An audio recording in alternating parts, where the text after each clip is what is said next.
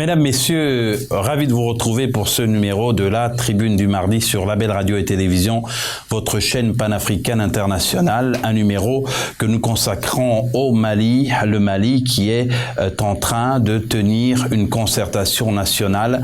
Les préparatifs ont été lancés et nous allons, en compagnie de nos invités, bien sûr, faire le tour de la question. Une émission qui va se présenter en deux parties. D'abord, celle consacrée à la concertation nationale en cours et ensuite l'initiative pour la libération de l'opposant, du chef de l'opposition malienne Soumaïla Cissé, qui avait été enlevé en pleine campagne électorale pour les législatives le 25 mars dernier, une initiative soutenue par votre chaîne panafricaine internationale, Label Télévision. D'abord, la présentation des invités en ligne de Dakar. Le poète Amadou Lamine Sall, bonsoir. Bonsoir. Merci d'avoir répondu à notre invitation. Nous avons également un proche de Soumaïla Cissé, Moustapha Sibi, également en ligne de Dakar. Bonsoir. Bonsoir, monsieur. Et l'ancien ministre qui nous a fait l'honneur de nous rejoindre, il s'agit de Hamed Sow, ancien ministre malien. Bonsoir. Bonsoir. Lagrange Simenou Agnankpe est sur ce plateau à Libreville. Il est directeur du cabinet Elige Council et spécialiste des questions internationales. Bonsoir Lagrange. Bonsoir Aziz et bonsoir chers téléspectateurs. Et nous ouvrons par cette citation de Feu Joseph Kizerbo, éminent historien panafricain de nationalité burkinabé. Le pouvoir était comparé à un œuf. Si tu le serres trop fort, il se casse entre ta main. Si tu ne le tiens pas suffisamment ferme, il peut glisser de ta main et se casser aussi. Messieurs, le Mali est actuellement face à l'histoire. Nous allons commencer par le ministre Hamed Sow. Monsieur le ministre, il y a eu le week-end écoulé en ce qui concerne les préparatifs de ce dialogue national, la déclinaison de termes de référence. Est-ce que vous avez le sentiment que l'ambiance dans laquelle se déroulent les choses actuellement présage d'une issue heureuse dans les prochains mois pour le pays? Merci beaucoup de l'invitation. Bon, comme vous le savez, le démarrage de toute expérience est difficile.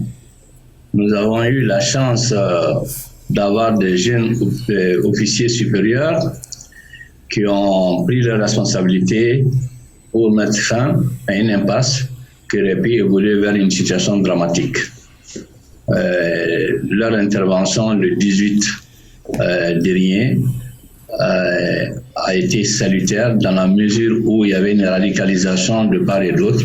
Le M5 qui, après avoir perdu certains de leurs militants, était dans une position qui consistait à dire qu'il n'y avait plus de dialogue, il fallait que le chef de l'État parte. Et ce dernier s'approchait au pouvoir. Et les faucons du régime voulaient faire arrêter tous les responsables du mouvement et même éventuellement l'imam Digo. Donc heureusement qu'il y a eu cette intervention militaire. Alors, ce sont des jeunes officiers qui ont montré, je crois, une certaine bonne volonté. Néanmoins, ils ne sont pas aguerris à l'organisation et encore moins à la gestion des affaires de l'État.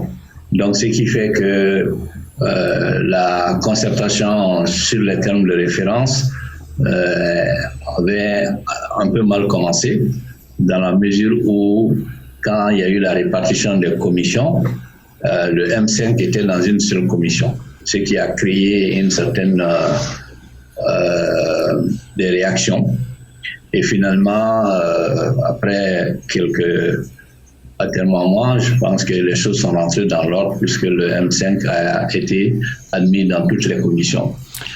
Donc, Moustapha Sibi, Monsieur le ministre, vous restez avec nous. Moustapha Sibi, il y en a qui ont considéré que le M5 RFP est en train de prendre le contrôle de la situation parce que la plateforme, justement, soutient avoir abattu le gros du travail en maintenant la pression sur le président Ibeka avant qu'il ne tombe comme un fruit mûr quelques mois plus tard.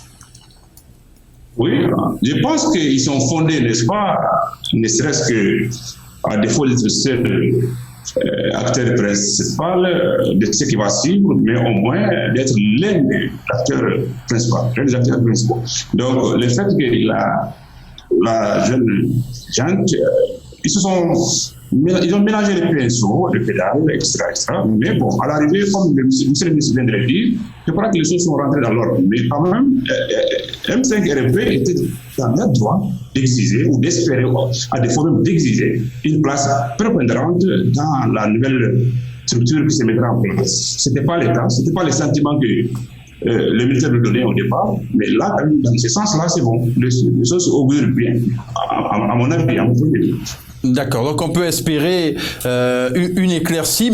Monsieur le ministre, le M5RFP a en son sein des anciennes personnalités, d'anciens ministres et d'autres hauts cadres qui ont occupé de hautes fonctions sous le règne du président Ibrahim Boubacar Keïta. Est-ce qu'ils sont crédibles pour l'alternance au Mali ? Bon, je dirais que ce n'est pas parce qu'on a collaboré avec un régime, avec un président à qui, à un moment donné, on a fait confiance et qu'ensuite les chemins se sont séparés, que cela disqualifie quelqu'un. Je crois que ce qui est important, c'est de regarder le passé des uns et des autres, de regarder leur gestion quand ils étaient aux affaires et de tirer un bilan. Mais je crois qu'il faut éviter de jeter l'anathème sur les gens. Et en plus, ce que je reproche à certains dont on n'a jamais entendu parler de quoi que ce soit sur le régime, qui se sont terrés depuis 2013, certains ont essayé par tous les moyens de se faire remarquer au niveau du régime sortant et qui tout d'un coup se lèvent, qui viennent avec une tentative de virginité politique, donner des leçons. Je crois que c'est déplacé. Les gens donc qui sont cités ont tapé sur les pavés, ont défilé sous le soleil, ont pris des risques sur leur vie, et je crois que rien que pour cela, ils doivent le respect. Maintenant, ce qui est sûr, c'est que à terme ou dans un avenir prévisible, il faut penser à un renouvellement de la classe politique. Les enfants de la révolution de 91-92 ne peuvent pas continuer éternellement à occuper la scène politique au Mali. Il faut penser à la relève. Il faut penser à la relève. La grange Siménois-Nyangbe, nous avons une relève qui semble prendre en tout cas poindre à l'horizon, parce qu'on voit que la junte est composée de jeunes officiers de l'armée malienne, même si tout le monde et la communauté internationale justement condamne, la CEDEAO y compris, les coups d'État. On peut considérer qu'il y a quelques frémissements. Merci Aziz, et je remercie Monsieur le ministre de nous avoir fait l'honneur de nous rejoindre, et je remercie également les autres participants. Je voudrais déjà féliciter le CNSP, féliciter toutes les composantes maliennes de la société civile, les partis politiques, pour avoir compris qu'il leur faut une base solide, et pour que cette base soit véritablement solide, il fallait cette concertation-là, même si nous observons, nous nous rendons compte que les observations ne durent pas, ces concertations ne sont pas pour de longue durée, même si certainement dans l'ombre ou dans les couloirs, dans les coulisses, il y a des choses qui se font. Et je salue aussi l'apport du ministre qui a soulevé qu'il faille préparer la relève. C'est l'un des problèmes cruciaux que nous avons en Afrique. La relève n'est pas préparée et ça pose de sérieux problèmes. Aujourd'hui, les membres du CNSP sont effectivement des jeunes, si on peut les appeler ainsi, mais il ne faut pas oublier que il y a également l'expérience et l'exercice du pouvoir d'État n'est pas du tout un exercice facile. L'exercice et l'organisation du pouvoir d'État ne sont pas des choses aussi faciles que ça. Pour les réussir, il faut avoir été suffisamment préparé, il faut avoir de la matière et il faut pouvoir savoir raison garder, être en mesure de faire de grands sacrifices, dont de grandes concessions. Et je suis heureux encore que le ministre ait relayé cela, c'est-à-dire la préparation de la relève. Nous nous rendons compte qu'il y a eu de petites situations. C'est tout à fait évident, c'est tout à fait normal. Nous avons vu des transitions dans d'autres pays, aussi bien de l'Afrique de l'Ouest, de l'Afrique centrale que dans d'autres régions qui ne se sont pas toujours bien passées au départ, mais qui après, avec l'apport de la communauté internationale, avec l'apport de certains partenaires, ont bien décollé et ont donné quand même de bons résultats, même s'il y en a qui ont donné aussi de mauvais résultats. Donc aujourd'hui, je pense qu'au niveau du Mali, ce qu'il y a lieu de faire, c'est qu'il y ait des dialogues sincères, au-delà des concertations nationales, au-delà de l'effet de la communication de ce que nous voyons. Il faudrait qu'il y ait des dialogues sincères entre toutes les composantes, que le CNSP accepte d'être véritablement ouvert et de dire aux autres composantes de la société civile, les partis politiques, que toutes les composantes soient au même niveau d'information. Parce que nous ne savons pas, personne, bon, à mon humble avis, les engagements que les membres du CNSP ont pris au fin de réussir leur coup. Leur coup, ils ne les ont pas fait seuls. Ils ont bien dit, et je pense que nous entendons souvent dire qu'ils ont des partenaires qui les aident à mener un certain nombre d'actions. Que ces informations-là soient partagées aux composantes et que vraiment une bonne base soit mise en place pour que le Mali vraiment redore son blason. Monsieur le ministre, la CEDEAO a sanctionné le Mali depuis quelques semaines, depuis l'avènement du coup d'État, et la CEDEAO a, au sortir de ce sommet qui s'est tenu au Niger, fait injonction au CNSP de nommer un président civil au plus tard le 15 septembre. Est-ce que ce n'est pas déplacé de venir essayer d'imposer sur ce ton-là, alors que les discussions semblent avoir bien démarré? Bon, je pense que d'abord, ces sanctions, ça fait partie, je dirais, des règles de la CEDEAO. Ceci étant, je crois que il faudrait pas systématiser ce genre de pression, parce que après tout, ça se retourne beaucoup plus contre les peuples. D'ailleurs, je constate qu'au niveau de la CEDEAO, il y a quand même une tendance modérée incarnée par le président Macky Sall, qui a souhaité assez que les sanctions ne concernent pas les produits de première nécessité, les produits pharmaceutiques, les hydrocarbures et l'électricité. Alors, ce qui a atténué un peu les effets, mais en ce qui concerne la sortie de crise, il y a deux écoles au Mali. Il y a une première qui dit que dès lors que le président Ibeka a dit clairement qu'il a démissionné sans pression et que par la suite, il a été libéré, il est même parti se soigner à Abu Dhabi, que donc ça devient un problème interne, que c'est aux Maliens de s'organiser pour la transition et pour aller vers des élections libres et transparentes. Alors ça, face à cette école, on sait aussi qu'il y a certains chefs d'État qui ont une attitude beaucoup plus radicale. Je crois que ce n'est pas ce n'est pas seulement le Mali. En réalité, ils ne veulent pas que le cas du Mali fasse école. C'est un message à leur propre troupe pour dire si vous intervenez, sachez que vous ne pourrez pas rester au pouvoir, vous allez passer la main à des civils. Donc, il y a un message destiné à leur propre troupe qui fait que ces chefs d'État sont dans une attitude radicale.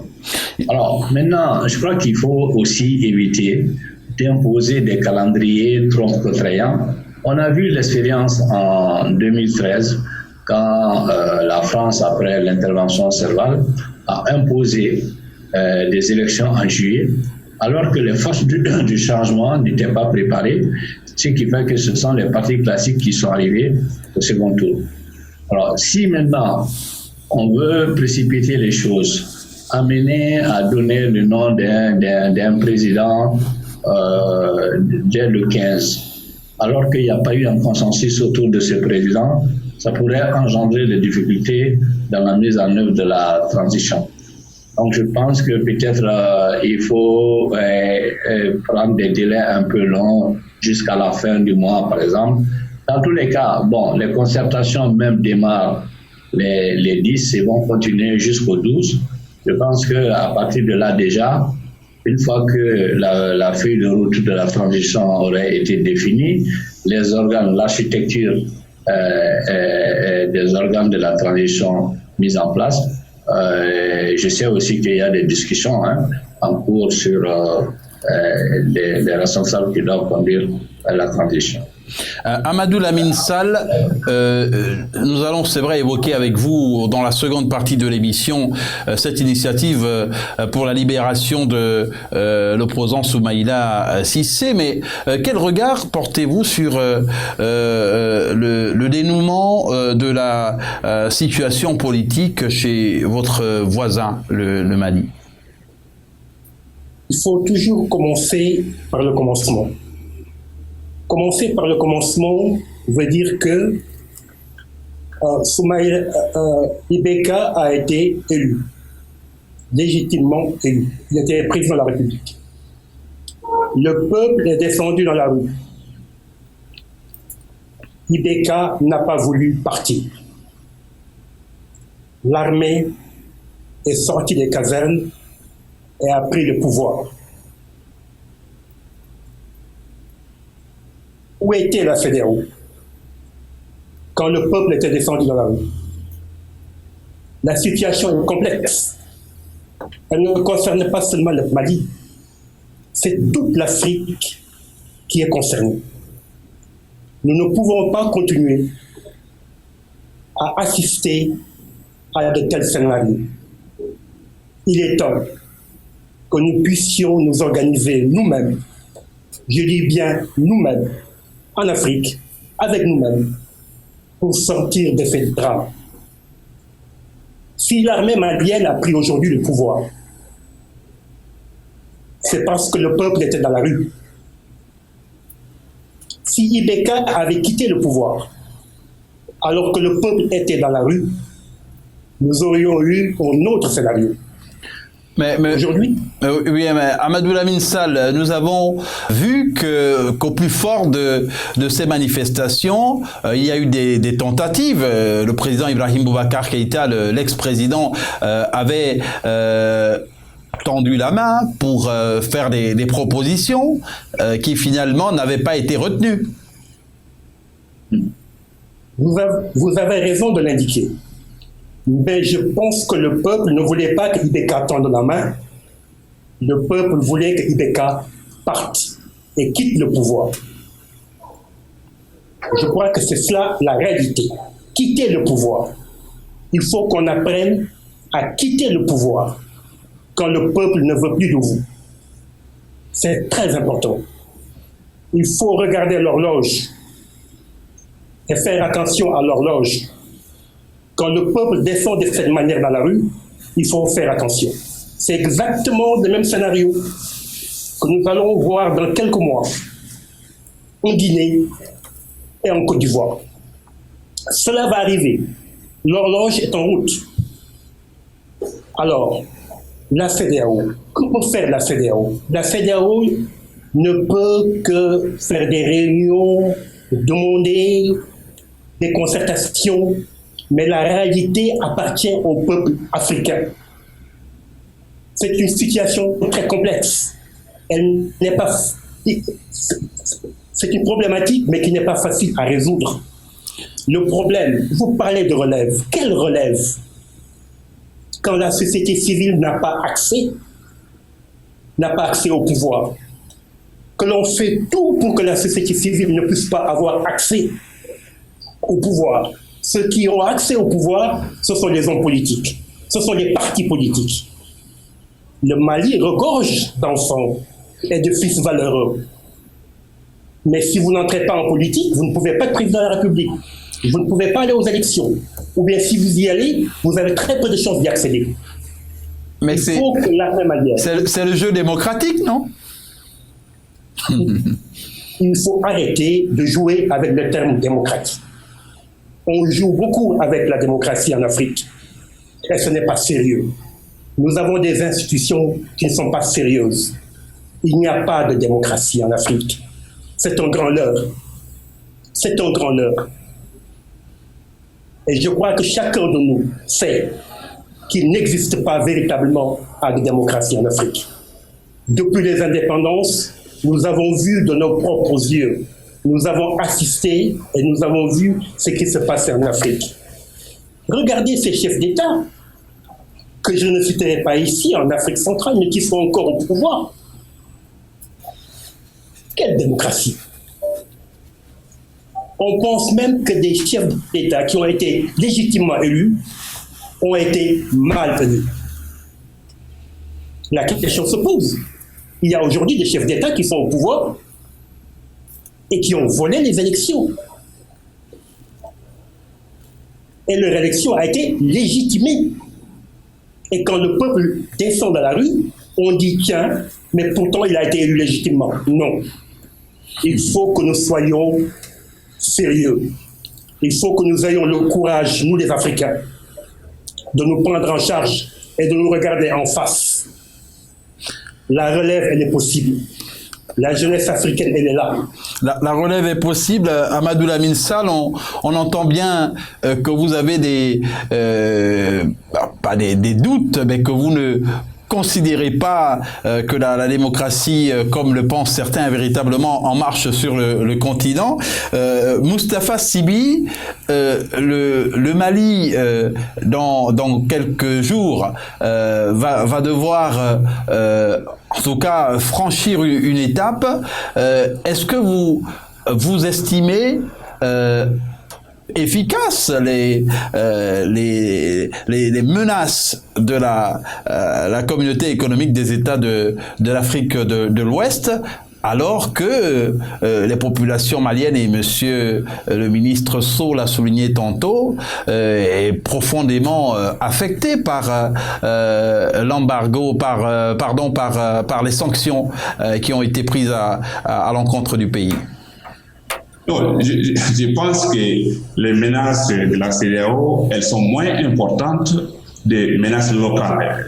La gente, ils le savent que aujourd'hui, ils tiennent encore bon parce qu'il y a une bonne portion de la population qui sont favorables à cet événement. Donc, la CEDEAO aussi est dans son rôle, en ce sens que ces délais butoirs, ces dates butoirs peuvent être reconduits, ils sont reconductibles.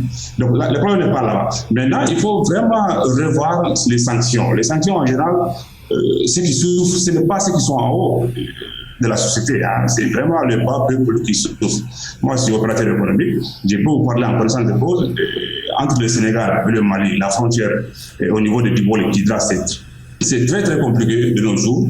La région de Kaye, les gens souffrent déjà de cet embargo. Donc là, vraiment, il faut revoir comment réagir. Bon, maintenant, par contre, j'ai quelques observations par rapport au poète M. Sall. On ne peut pas dire qu'il n'y a pas de démocratie en Afrique. Moi qui dis ça, j'estime que nous étions volés en 2018, les élections de Soumaïla Cissé. Nous savons, nous pensons, nous l'avons dit à l'époque, que Ibeka n'a pas gagné.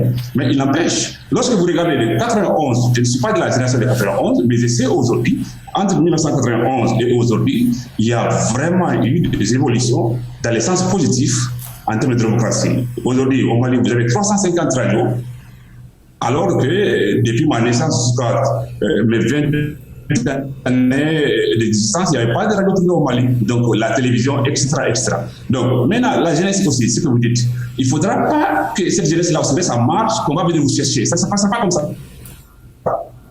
Il faut s'investir, il faut se dresser. Les problèmes au Mali, on n'aime pas la politique, on pense qu'ils sont tous nuls, et ça ne sert à rien.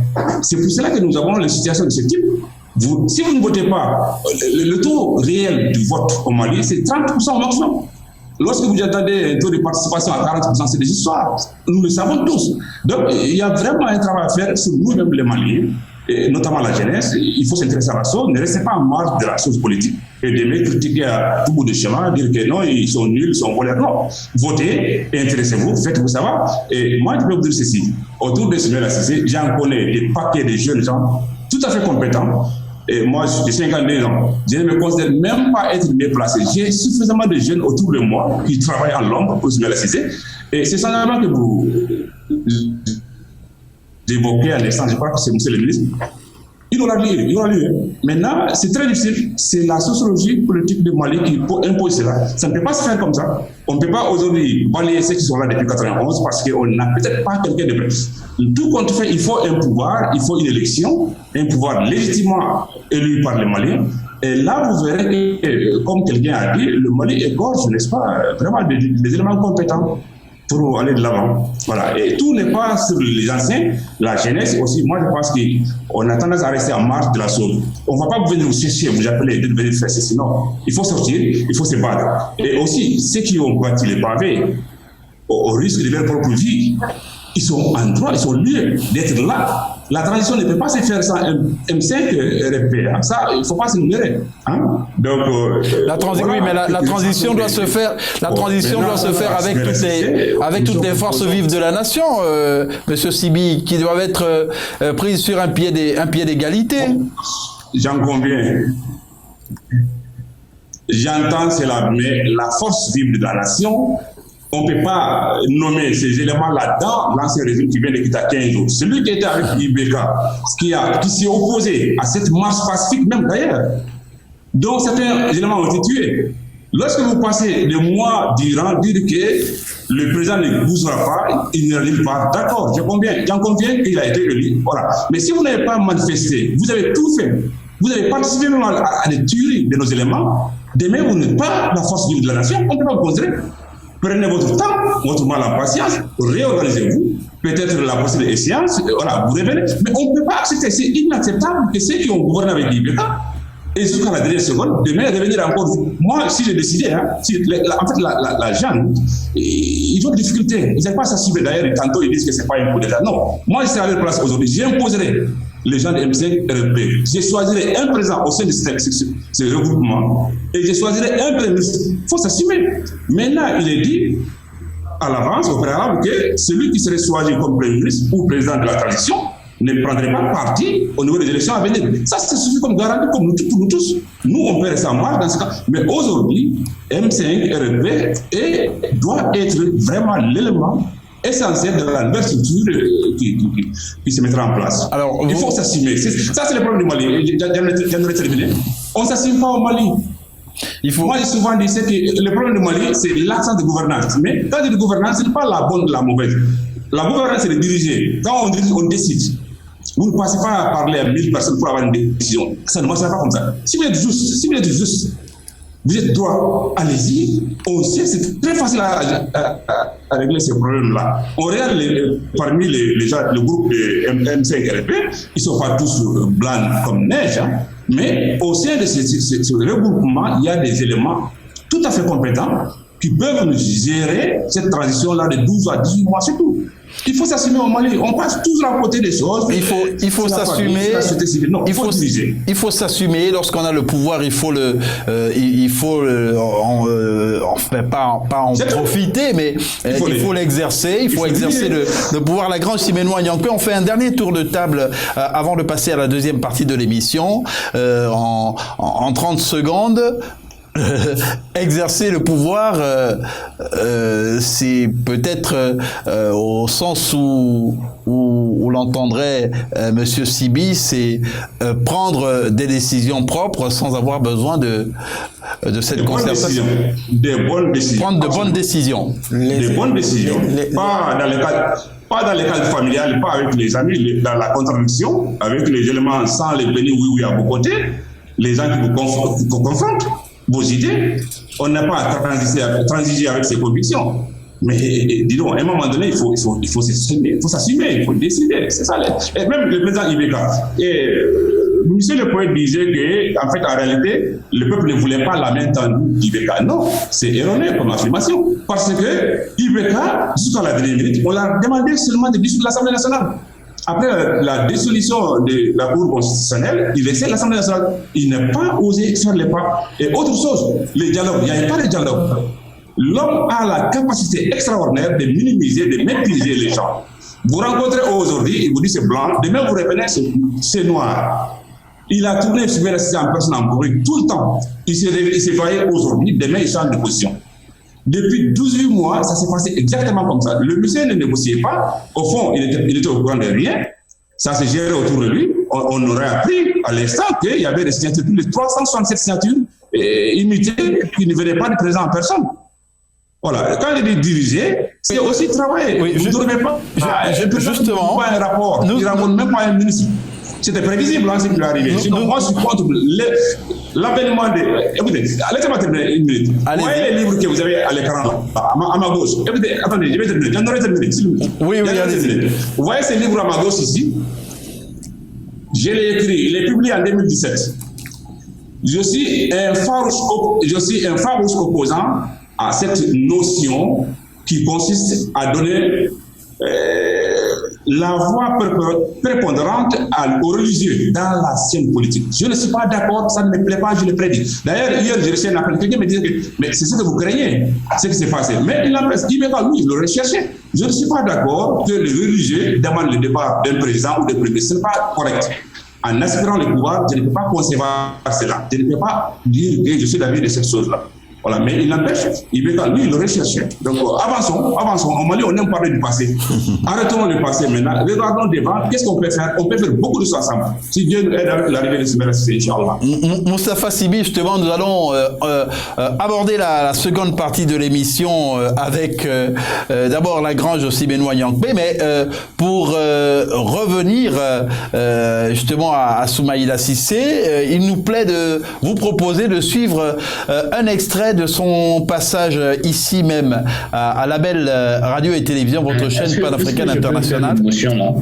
Oui, allez-y. Pour moi, ce qui est assez important, ce n'est pas de partager le gâteau entre le M5, les militaires, les choses. C'est de chercher des hommes valables, capables, et qui puissent rassembler les Maliens, mettre en place des objectifs clairs de la transition, notamment en faisant un certain nombre de réformes institutionnelles, d'une part, d'autre part, en révisant le code électoral qui est mal ficelé et en nettoyant le fichier électoral de façon à ce que nous partions sur les élections transparentes en 2022, par exemple. Ça, c'est essentiel. Le choix des hommes est capital parce que tout ce que nous disons, on peut prendre toutes les dispositions et les choses, mais si on va sélectionner des gens parce qu'ils ont été les premiers à battre le pavé, etc., et qui n'ont pas les compétences requises, je ne dis pas que c'est le cas du M5. Je suis du M5. Donc, ce n'est pas chose, mais je crois que c'est les critères essentiels de compétences, d'intégrité, d'expérience professionnelle et surtout de rassembleurs qui peuvent permettre au Mali de réussir sa transition. Voilà. Ça, je voulais ajouter avant qu'on ne passe à la seconde partie. Et nous allons justement passer à la seconde partie, mais nous vous proposons de suivre un extrait du passage de l'opposant Soumaïla Cissé à notre émission, le Talk. Voici ce qu'il disait, entre autres. Aujourd'hui, je vous invite tout simplement à lire le rapport fait par l'Union européenne, qui pourtant n'a pas osé dire fraude. Mais quand l'Union européenne dit le nombre de cartes d'électeurs est inférieur au nombre de votants et qu'il ne sait pas ce que c'est, ça s'appelle la fraude. Je vais leur dire. Quand le président Boari a envoyé une mission qui conclut que tout le monde est d'accord qu'il y a des dysfonctionnements graves aussi, cela veut dire qu'il y a fraude. Quand tous les Maliens se lèvent, vous avez parlé des manifestations, vous avez vu le nombre de gens qui sont sortis, tout ceci ne peut pas être là à dire brusquement il y a fraude. Nous avons des éléments de contestation. Vous savez, depuis que le Mali existe, depuis 60, où à la rupture de la Fédération du Mali, tous les Maliens sont sortis pour aller défendre le président Modibo Keïta qui était arrêté à Dakar. On n'a jamais eu autant de mouvements que maintenant, où pratiquement dans toutes les villes, dans tous les villages, y compris dans la diaspora, que ce soit à New York, que ce soit à Washington, que ce soit à Paris, partout, tout le monde est sorti pour dire arrêtez la fraude. Parce que tout le monde est convaincu que le président actuel a été élu par la fraude et par la triche.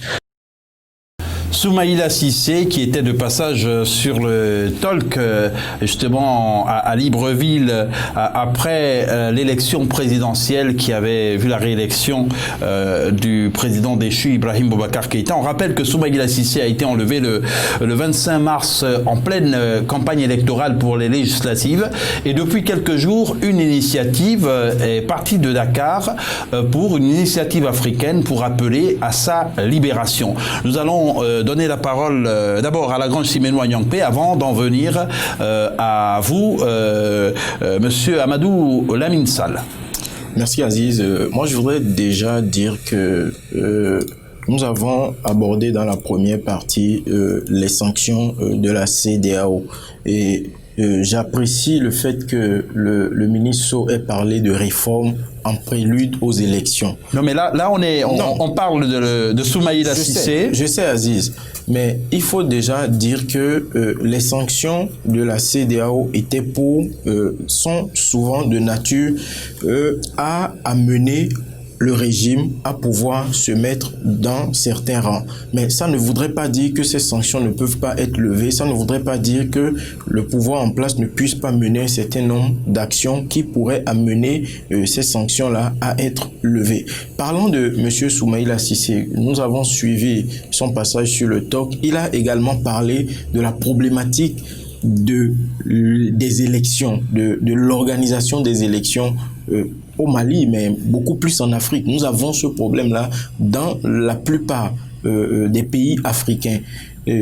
On se retrouve toujours après des élections quand il n'y a pas de contestation, c'est qu'il y a des mouvements et finalement il y a toujours quand même un régime, il y a toujours un pouvoir politique qui est mis en place, il y a une personnalité qui exerce le pouvoir politique et cela reflète également un autre problème, le problème du manque de prévention et du manque de prospective. Nous ne faisons pas beaucoup dans la prospective en Afrique.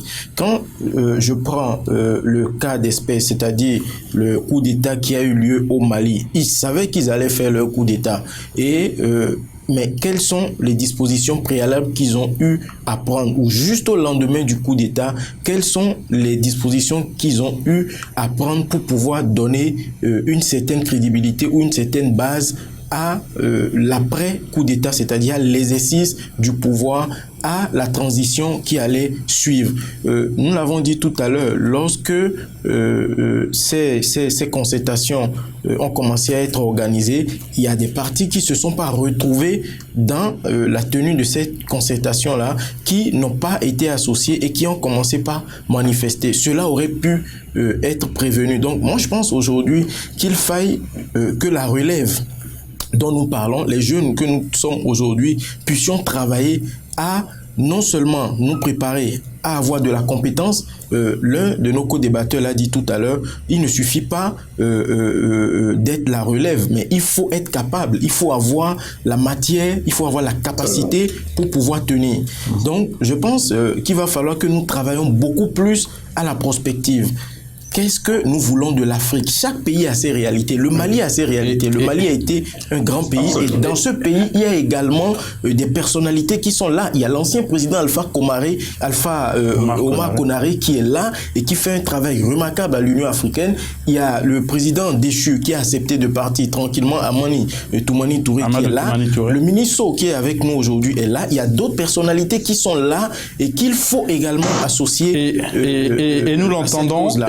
Et nous l'entendons parfaitement. Il serait heureux également que, dans le cadre de l'initiative qui est mise en place, qui a été lancée pour la libération de Soumaïla Cissé, que la CEDEAO, l'Union européenne, les États-Unis, les autres partenaires du Mali également disent quelque chose. C'est vrai qu'ils ne sont pas obligés d'interférer dans les problèmes de cette nation. Mais nous avons vu un chef d'État dire au lendemain de ce coup d'État qu'ils allaient œuvrer vaille que vaille pour que le président Ibeka soit réinstallé dans ses fonctions de chef d'État. Il faut également travailler à ce que... Alors, Amadou Lamine Sall est en ligne de Dakar, on le rappelle. Vous êtes à la tête de cette initiative pour la libération de l'opposant Soumaïla Cissé.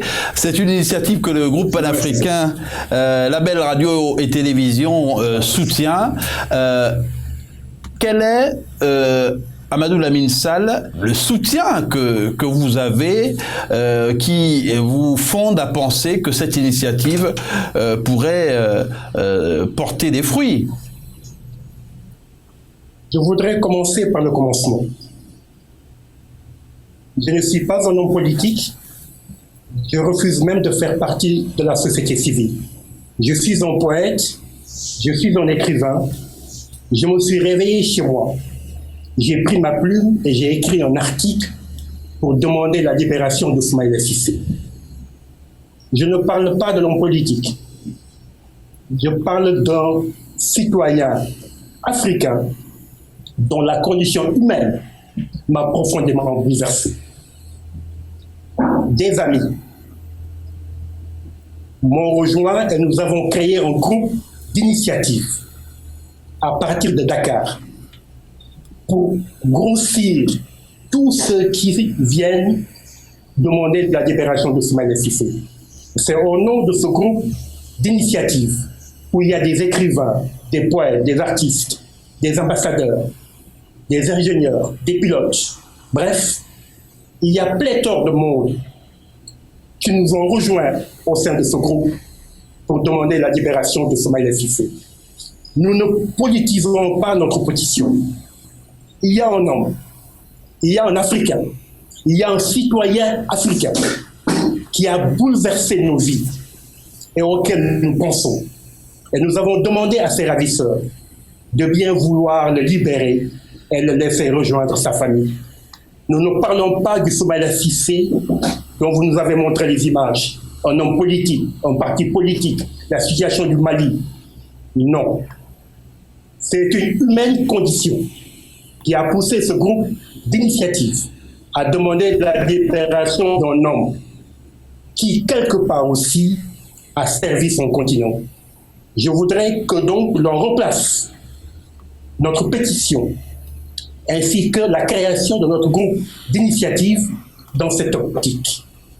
Mais c'est-à-dire venir au secours d'un Africain connu, d'un Africain qui a travaillé pour son continent, d'un fils du Mali. Parce que, vous savez, moi je ne crois pas à l'Afrique de l'Ouest. Quand on parle de l'Afrique de l'Ouest, mais finalement l'Afrique de l'Ouest n'est rien d'autre mais qu'un pays, qu'un seul pays.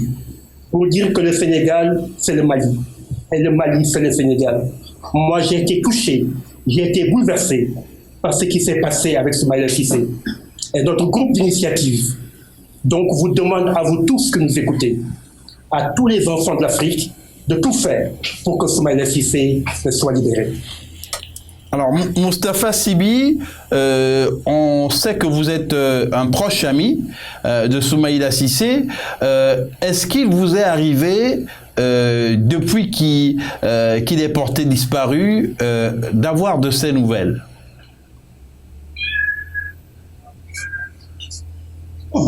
C'est trop de dire que j'ai pu, à un moment donné, avoir des nouvelles directes. Non, je fais partie de ceux dans l'ombre qui travaillent, qui se battent sur toutes les voies possibles, essaient d'avoir, n'est-ce pas, un lieu d'espoir ici et là.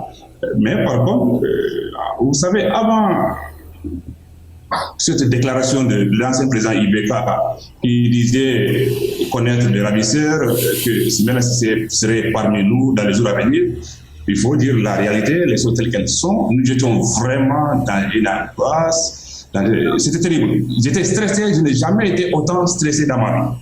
Voilà. Et là, ça veut dire qu'on était dans le noir total. Mais il n'empêche, on a eu à solliciter toutes les voies, comme je disais. Hein. On est, jusqu'à présent, cela continue. Parallèlement à ce que l'autorité de l'État malien, qui pouvait avoir les moyens beaucoup plus conséquents à faire face. Voilà. Mais la lettre, par contre, qui est revenue récemment, nous a vraiment réconforté dans notre esprit d'espoir que les choses se déroulent bien. Elle était authentique, cette lettre, je peux l'affirmer. Voilà. Mais à part cette lettre-là, je ne peux pas dire. C'est une lettre que vous avez. Je suis aussi au fait de tout ce qui se passe. Oui, Moustapha Sibi, c'est une lettre signée de Soumaïla Cissé que vous avez reçue? Je peux confirmer cela. Absolument, la lettre est authentique.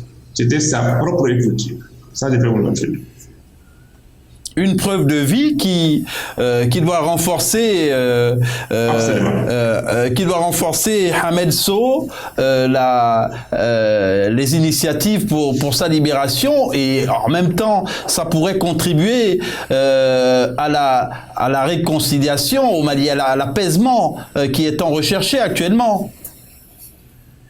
Alors, je voudrais d'abord remercier M. Sall pour cette initiative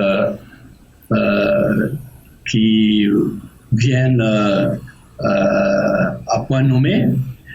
Et je crois que c'est la multiplication de ces initiatives-là qui vont mettre une certaine pression aussi sur les ravisseurs. Alors moi, je connais Soumaïla Cissé depuis plus de 30 ans. M. Sibi peut-être pourrait le confirmer. J'ai soutenu sa candidature en 2018. J'ai pris une part active dans sa campagne en 2018.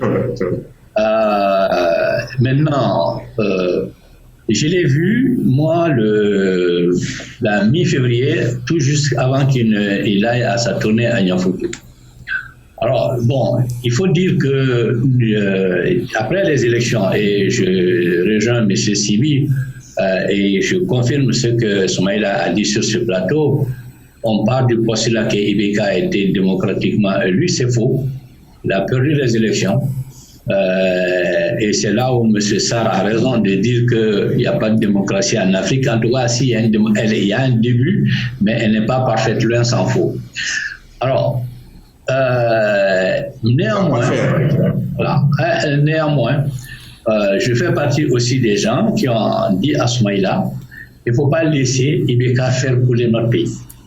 Et ce qui a amené Soumaïla, en février 2019, à aller vers Ibeka pour essayer de voir comment ils pourraient travailler ensemble pour sauver le Mali. Ils ont eu 4 réunions, dont certaines ont duré plus de 3 heures, et ils en étaient au point où on parlait de structure du gouvernement, quand tout d'un coup, Ibeka a décidé de dire que lui, il soutiendra toujours Soumaïla Boubé-Maïga, son ancien Premier ministre, et que même s'il doit perdre le pouvoir, il ne va pas laisser. Et c'est là où M. Sibi a raison. On peut se mettre d'accord le soir avec Ibeka, et le lendemain, il va vous trouver autre chose. Et ça avait beaucoup choqué Soumaïla.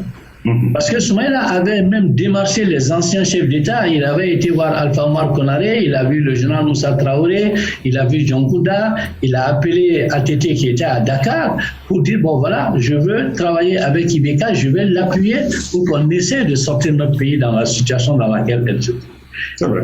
Et il se trouve, pardon.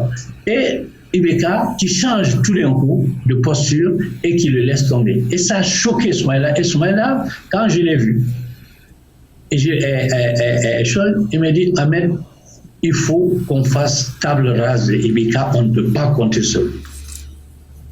Il ne faut pas. Mais ça ne m'a pas empêché, moi, de lancer une tribune encore pour l'Union nationale. C'était vers la fin 2019 et que j'ai repris en début de cette année par une longue interview où je disais qu'il fallait qu'on se réunisse, sinon on va à la catastrophe.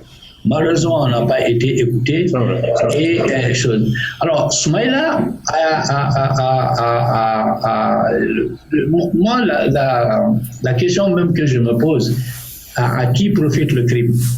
Parce que, bon, il connaît la région et toutes les assurances qui lui avaient été données. Parce que moi, quand il m'a dit qu'il va à Niafouné et qu'il faut qu'il aille vraiment mener la campagne, parce que le parti au pouvoir avait essayé d'acheter certains de ses militants et ils avaient essayé de monter des opérations pour le mettre en difficulté. Il a toujours été réélu au premier tour dans sa région et que peut-être même cette fois-ci il risque d'aller au deuxième tour. Donc il fallait qu'il aille faire ça. Il a dit, mais attends, est-ce que tu as les assurances? Il m'a dit oui, j'ai discuté avec vous aviez le pressentiment que c'était dangereux? Oui, la région, lui, il le sait mieux que moi, il est de la région, il connaît. Donc, il savait, mais il avait reçu toutes les assurances et de l'administration, et du ministère de l'administration territoriale et du ministère de la sécurité intérieure. Il avait reçu toutes les assurances qu'il pouvait aller. Et même le jour de son enlèvement, il avait discuté avec le maire de la commune dans laquelle il se rendait, qu'il avait dit qu'il n'y avait pas de problème. Et il a été enlevé et chose. Alors, et finalement, je crois qu'il faut... la lettre qui a été envoyée, effectivement, est une lettre qui a été authentifiée. C'est une ONG internationale qui a travaillé. Et on pense que le dénouement n'est pas loin. En tout cas, si on en croit certaines nouvelles en provenance de Bamako, et en tout cas, on prie le bon Dieu pour que cela se fasse rapidement. Moi, j'avais fait encore, pour terminer, et je dirais 2 ou 3 semaines avant le coup d'État, où j'avais fait une tribune en disant si j'étais Ibeka. Et dans cette tribune, je commençais par dire si j'étais Ibeka, la première chose que je ferais, c'est de tout faire pour libérer Soumaïla Cissé. Tout faire. Et si même ce sont des éléments en moi qui avaient fait ça à mon insu, je leur donne l'ordre de tout faire pour qu'il soit libéré le plus rapidement que possible. Et dès la libération de Soumaïla, que je vais accueillir en héros national, je vais le nommer Premier ministre pour qu'ensemble nous constituions un gouvernement du nom pour faire face à la situation. Et je disais qu'avec le retour de Soumaïla Cissé, qui est le président du FSP, le FSP qui est l'une des principales composantes du M5, et que ça allait amener une certaine modération sur les positions du M5 et que nous pouvons bâtir quelque chose ensemble. Bon, comme Ibeka a été incapable d'écouter, en réalité, Ibeka n'avait pas la réalité du pouvoir. Ça aussi, on pourrait en discuter. Il n'avait pas la réalité. Il avait perdu le contrôle du pouvoir. Il y avait une oligarchie qui avait pris le contrôle du pouvoir. C'est ça qui nous a failli nous coûter très cher. La réalité a échappé au président Ibrahim Boubacar Keïta qui finalement a dû démissionner volontairement lors de ce coup d'État. Nous sommes malheureusement en train d'arriver au terme de cette émission. Il nous reste quelques minutes pour conclure. On aura l'occasion certainement de faire par exemple le point de cette concertation nationale la semaine prochaine lorsqu'un président et un premier ministre seront nommés, on l'espère rapidement à l'issue de cette concertation nationale. Mais pour la conclusion, d'abord Lagrange Simenou Agnangbé avant Amadou Lamine Sall du Sénégal. En conclusion, moi, je voudrais déjà dire que l'urgence n'est pas à la nomination de telle ou telle personnalité, mais l'urgence est que toutes les composantes puissent se faire confiance, se dire les choses telles qu'elles sont et pouvoir poser de bonnes bases, pouvoir s'entendre sur les conditions, parce que il est question de mettre en place une feuille de route, une architecture des organes de la transition et une charte de la transition. Donc il faut déjà s'entendre sur tous ces points avant maintenant de pouvoir penser aux nominations en vue. Moi je pense que c'est ce qui devrait faire l'objet de l'urgence qu'il y a en ce moment, et également dire que la CEDEAO soit plus adoucissante, que la CEDEAO essaie de voir qui est dans son rôle, parce qu'elle a l'expérience de plusieurs autres nations où ça s'est passé, la Guinée, la Côte d'Ivoire, la Guinée-Bissau, la Guinée-Conakry. Ça n'a pas été du tout facile pour la CEDEAO, qui a la lourde responsabilité d'assurer la stabilité politique et économique de l'espace dont nous jouissons tous les Africains. C'est un bel espace, la CEDEAO. Donc je pense que il serait bien que la CEDEAO et les autres partenaires, que ce soit l'Union européenne, que ce soit les Nations Unies, tous les autres partenaires puissent vraiment essayer de voir dans quelle mesure accompagner ce processus-là. Amadou Lamine Sall, la libération de Soumaïla Cissé, qui est tant souhaitée et attendue, pourrait permettre au pays de trouver un nouveau souffle? Oui, je voudrais d'abord remercier votre chaîne de télévision, la Belle TV, remercier Matarsila, remercier tous ceux qui sont sur ce plateau et qui ont dans le cœur cette volonté de libérer Soumaïla Cissé. Je voudrais remercier tout le groupe d'initiatives qui chaque jour enfle pour libérer Soumaïla Cissé. Je voudrais demander à la CEDEAO de faire de cette libération une priorité, à l'Union africaine d'en faire une priorité. Je voudrais demander à mon président, le président Macky Sall, de faire également de la libération de Soumaïla Cissé une priorité. Je pense que Soumaïla Cissé doit être libéré et prendre part dans les prochains jours, dans les prochaines semaines, à ce qui se passe au Mali, pour que lui aussi, en tant qu'enfant du Mali, en tant qu'Africain, puisse jouer son rôle dans la marche du Mali. Nous aimons le Mali, nous croyons au Mali, nous croyons à l'Afrique, mais nous devons nous battre davantage pour que la démocratie s'installe, pour que la vérité s'installe. L'essentiel est de sortir Soumaïla Cissé de là où il est. Je vous remercie. Merci Moustapha Sibi. Un petit mot. Oui, Moustapha Sibi, c'est à vous. C'est à vous, bien sûr, de conclure. Très bien. Je voudrais vraiment remercier M. Sall. Dans son intervention, vous l'avez entendu, il parlait de l'Afrique. J'aime ces propos, l'Africain. Nous sommes avant tout... Moi, je le dis ici, sur les plateaux télévisés du pays, Sénégal ici, que le Malien était au Sénégal et le Malien n'est pas étranger.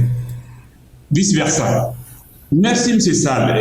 Nous avons besoin de vous. Il faut l'inviter le plus souvent possible, ce monsieur. Je suis là, mais en fait, je suis porté par ce qu'il dit. Je l'écoute plus que ce que je voulais dire. Donc, merci, M. Sall. Merci pour tout ce que vous faites. Et autre chose, la libération de Soumaïla Cissé, la pression doit rester. Oui, c'est ce qu'il est en train de faire. Voilà. Ce n'est pas nous, en manifestant, qui vont libérer, qui vont arriver à la libération. Mais par contre, ça éveille les consciences de nos dirigeants, pas seulement africains, y compris européens. Même bien au-delà. Merci, monsieur le ministre. C'est un grand monsieur que vous avez ici, monsieur Sow, un grand ami aussi de Soumaïla. Tout ce qu'il dit de l'Afrique. Ce monsieur est quelqu'un de très important chez nous. J'étais même surpris. Merci à cette chaîne aussi, la Belle TV. Voilà. Et je prendrai contact. Je chercherai ces deux messieurs-là, monsieur Sall et monsieur Sow, dès la fin de cette émission-là, Inch'Allah. Je vous remercie infiniment. Merci donc de nous avoir suivis et de rester fidèles au programme de Label Radio et Télévision, votre chaîne panafricaine internationale. Très bonne suite sur votre chaîne et à la semaine prochaine.